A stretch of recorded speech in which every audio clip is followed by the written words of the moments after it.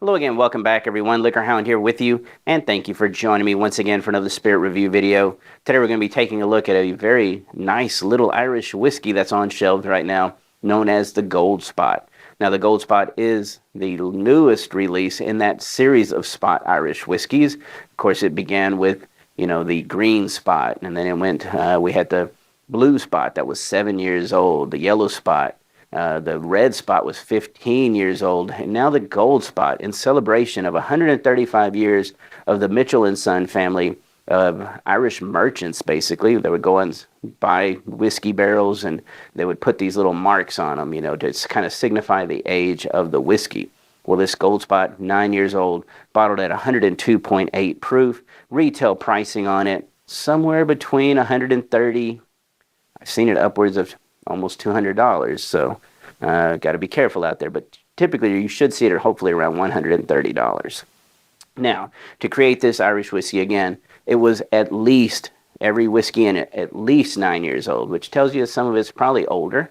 They did use a combination of basically barrels, finishing casks, because some of it was in port pipes, some of it was in sherry casks, Bordeaux wine casks, and the traditional ex-bourbon barrel as well. All right, well, let's go ahead and check the nose on the Gold Spot. Here we go. Nice color to it. As you can see right there, look at that. Wow, okay. Pretty nice nose. It's got a... Tell you what, there's a really nice honeyed malt character to this, so it's staying true to the base distillate. That's the first thing you're going to notice. Almost a little bit of like a roasted coffee tone to it.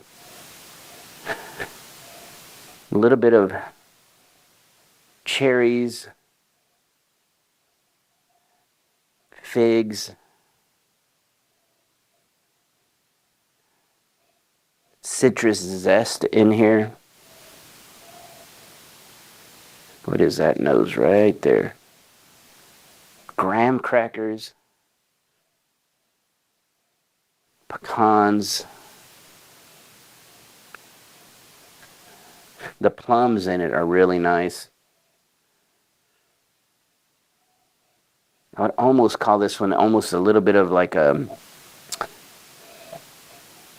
black currant in here as well on the fruit. Or currant, right? All right.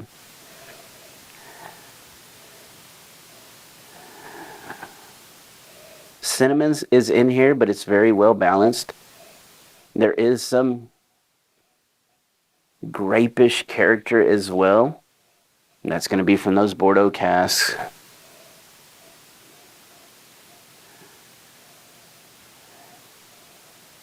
But overall, I would say it's really nicely balanced. There's almost a little bit of like a little bit of an aged tobacco note in there as well. Okay, I kind of like the nose. It's got a little bit of everything, but of course, again, you're in sherry, you're in port, you're in Bordeaux cask, ex-bourbon barrel. Typically, the ex-bourbon barrels, when they start getting really old, they're going to give you that tropical fruit note. Of course, this is 9-ish, a little bit 9 and older, slightly older. So we're not quite getting to that really tropical. There is a little bit of like, maybe a little hint of pineapple in there, but that's about it. Okay, let's taste it.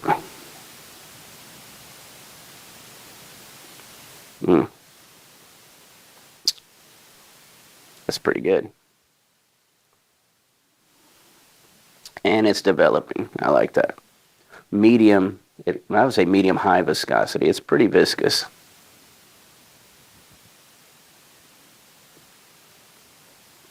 Creme brulee, bananas Foster's, that kind of comes into play here. Transitions on the mid palate, you start getting into that dark area where you start getting into like cocoa, leather. That tobacco leaf that was picking up on the nose comes through on the palate on the finish. Coffee beans, that's in there on the back end. Roasted, lightly roasted. The pecans, that's in there on the back end. Oof.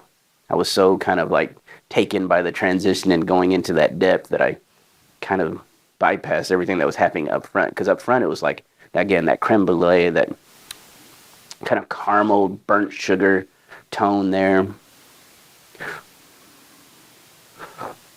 Bananas Foster. Oh, here we go. Yeah, those two elements are definitely there. The caramelized bananas, big malt, honey, that toffee. There's like almost like a toffee element to it. You hit that mid palate, you start getting into that baking spice swell. I would call this one just a little bit of, it's just baking cinnamon. That's where I would go with that one. Baking cinnamon. Not super sharp, not like Saigon cinnamon. Baking cinnamon, nice and soft, melds in pretty easily. Yeah, and then you take off on that, again, that darker components drop in. As far as the fruit-driven elements, yeah, I mentioned those kind of caramelized bananas. Those are in there. There's a lot of plum. That leather, though, is really nice on the back end. A little bit of that orange oil in there as well, just to show you some good age on the whiskey.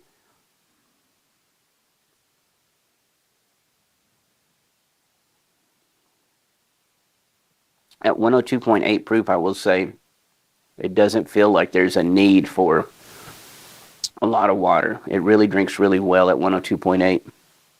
I'm sure you can add some water and you'll be just fine. It's very viscous, very mouth coating, so the pot stills have done their job. And typically pot still whiskey, it's going to love water. Oh, there's almost a little bit on the finish here. There's almost a little hint of like a dried strawberry element. Wow, very, very nice. So, I will say, if you're out there, you see the Gold Spot out there on a shelf, hopefully around $130. To be honest, I might go as high as $150, $160 on it.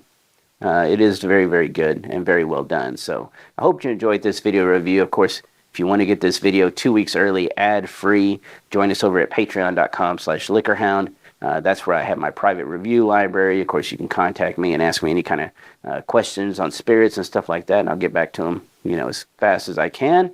But of course, if you're joining me here on YouTube, that's great. I'm glad to have each and every one of you here. Keep leaving all those great comments. I'll get to them just as soon as I can. Everyone have a great day, and cheers.